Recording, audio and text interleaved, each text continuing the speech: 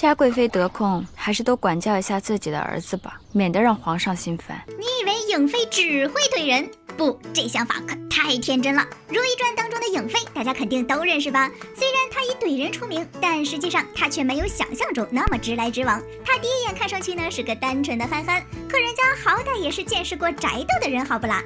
我母妃御下吉言，妾室们畏惧，真是未见过这般会争宠的人。他父亲身为蒙古亲王，自然不可能只有一个老婆，所以颖妃看上去天真烂漫，但实际上也不是一点手段都没有的。说不定他进宫之前，他老妈就已经把满点技能倾囊相授了呢。怎么证明呢？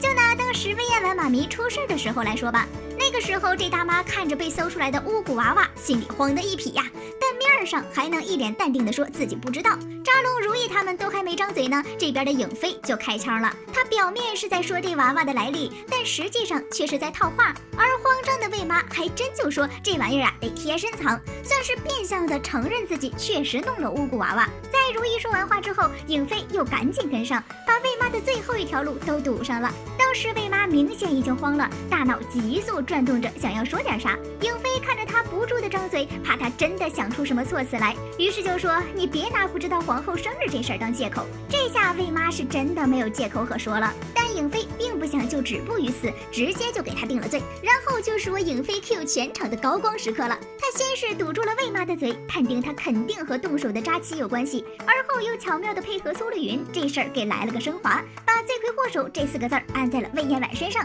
后来魏妈听说要对自己的大儿子动刑，一下子就慌了心神。这个时候又是苏丽云和颖妃联手，你一言我一语的开始吓唬起魏妈来。等呈上魏妈在宫里搞出来的巫蛊娃娃时，颖妃又火上浇油，用最天真的语气说最吓人的话。整个过程如意就没怎么张嘴，全都是颖妃 Q 全场，苏丽云打配合。要不是魏嬿婉来得快，魏妈那天肯定要把实话都说出来了。颖妃也真是不得了呀，每一句话都直击事情真相，这后宫名侦探的名号也是能当得起的。所以看上去只会怼人的颖妃，实际上是一个宫斗能手哦。恐怕她怼人的那些话，只是因为自己懒，不想动半天脑子之后还要再弯弯绕绕半天呢。这个女人对付反派只需要一句话。你以为颖妃真的就像刚出场时那样天真烂漫、活泼可爱？你错了。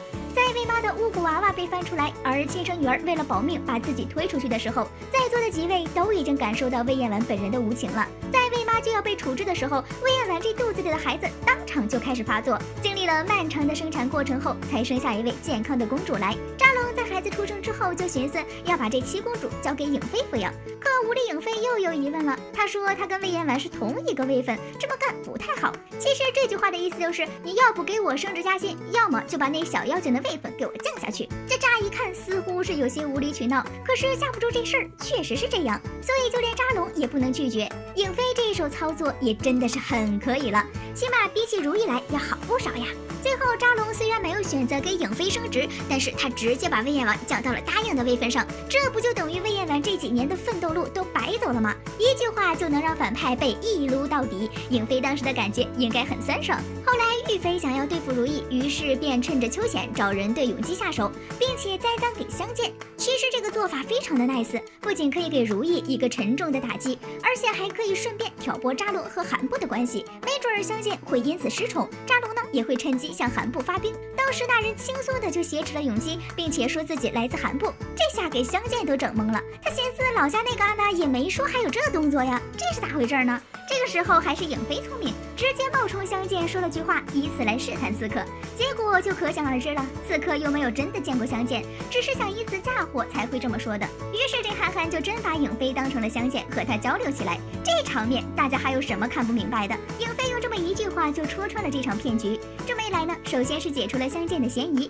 避免了惹火烧身的局面，其次就是让所有人都看到这场刺杀计划是有人蓄意为之，最后更是让真正的背后主谋玉妃开始自乱阵脚，好被人抓住把柄。别说这事儿是太简单，所以颖妃才能急中生智。当时整个嫔妃团体当中可是一点声音都没有，就连相见都打算出声，这就足以说明最机智的人还是我们颖妃小可爱。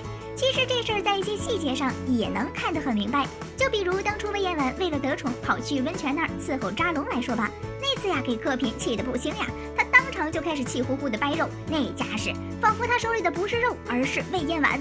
可此时的影嫔却看不出来有多生气，只是拿起一边的棉花，说了个堵住耳朵的办法。第二天呢，柯嫔就开始给魏延婉使绊子了。然而一边的影嫔倒是什么都没说，一直保持沉默。虽说这个时候的影嫔没有主动做什么，但就这种波澜不惊的心理，已经完全足够说明这闺女儿确实和其他蒙古嫔妃不一样啊。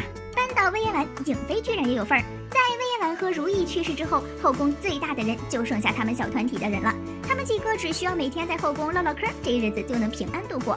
那工藤梅若的后半生几乎没有什么真相可以点破。不过还好，除了点出事情的真相以外呢，影嫔还干过别的事儿呢。所以说后来的影嫔依旧可以在宫里对新人挑拨离间。当初如意和海兰在准备向魏延婉发起最后进攻的时候，影嫔其实是不知道这事儿的。但是他却在这个特殊时期来了一记最厉害的助攻。这事儿发生在魏延婉强抢七公主之后，当时正是永琪的百日祭礼。在祭礼结束之后，已经是影妃的她和景色一起走出来。景色开口就是老阴阳人了，但我们影妃却啥也没说，反而开始挑拨离间。影妃告诉年轻的景色，皇贵妃这样的女人可真是不咋地，这可让我们年轻的景色小公主懵了。影妃说清楚了之后，她才更加的疑惑，毕竟她老爹最器重的儿子没了，嫡子性格不咋地，魏延婉的儿子很有可能就是以后的皇帝。要是这魏延婉真的不好好教育孩子，那他们大清岂不是要亡啊？也是因为有了这次的事情，景色开始注意起魏延婉的一言一行，终于在他接永言下学的时候，看到了他是如何教育孩子的。景色一听，这可不行呀，这娘们儿也忒坏了，连孩子都霍霍，所以就把这事儿告诉了自己爹爹。扎龙呢，也是从此埋下了对魏延婉的怀疑。最后如意和海兰的计划也是因为这一点才能进行得如此顺利。那毕竟当时魏延婉教的可不是一般的话呀，永远向着额娘这种话，一听就不是好的教育方式。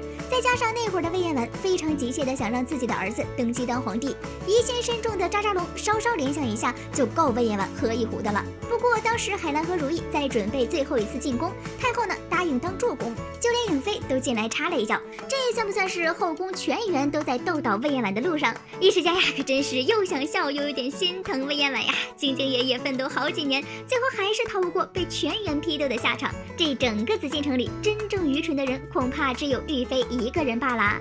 剩下的别人，那虽说是不如魏延婉战斗力强，但人家也确实是有些宫斗技能点在身上的。不过该说不说的呀，影嫔在一众蒙古嫔妃当中可真是最优秀的存在，至少宫斗和情商这一块比同出身的人要好很多呀。影嫔这个人呢，出身确实非常的强硬，她也靠着自己的出身在后宫怼了很多人，但人家在剧中的设定就是这样的，别人再生气也是没有办法。不过人家可以活到大结局，也不是全靠背景强硬。玉妃的背景不也是很厉害吗？她还不是早早的就下线了。所以说背景相对于情商和智商而言，有时候也没有那么重要啦。好啦，本期视频就到这里啦，宝宝们别忘了点赞评论哦，比心。